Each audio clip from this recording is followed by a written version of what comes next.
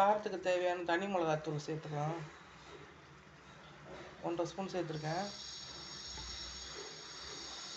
இது அப்படியே கிரேவி மாதிரி பண்ணலான்ட்டு, ரொம்ப தேங்காயெலாம் ஊற்றாமல் வெறும் கிரேவி மாதிரி சாப்பாடோடு போட்டு சாப்பிடலாம். இது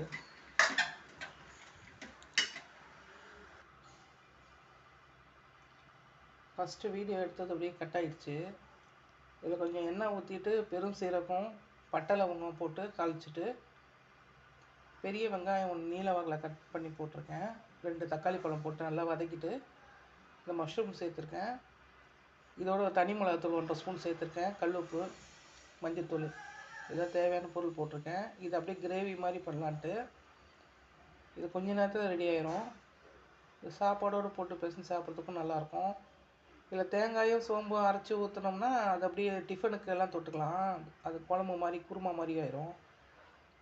இன்றைக்கி கிரேவி மாதிரி வச்சிடலாம் அப்படி சொல்லிட்டு ரெடி பண்ணியிருக்கேன்.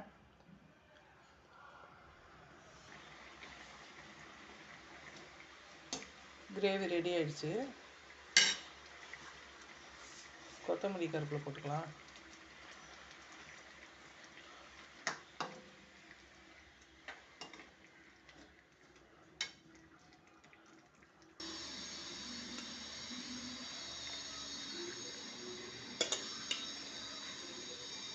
சூடான சாதத்தில் இன்னும் கிரேவி போட்டு சாப்பிட்டா ரொம்ப அருமையாக இருக்கும். இன்றைக்கி வாழை இலையில் போட்டு சாப்பிட்றோம்.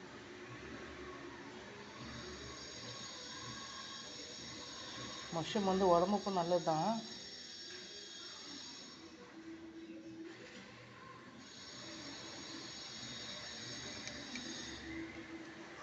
ரொம்ப ப்ரெஷர் இருக்கவங்கலாம் கூட மஷ்ரூம் சேர்த்துக்கணும், ப்ரெஷர் கம்மியாயிரும். இந்த மாதிரி கிரேவி ஒரு நாள் செஞ்சு சாப்பிட்டு பாருங்கள், நல்லாயிருக்கும். சைட் டிஷ் அப்பளம் தான்.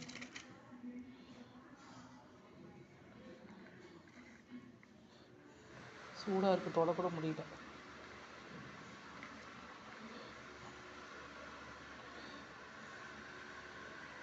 வீடியோ பிடிச்சா லைக் பண்ணுங்கள், ஷேர் பண்ணுங்கள், சப்ஸ்கிரைப் பண்ணுங்கள்.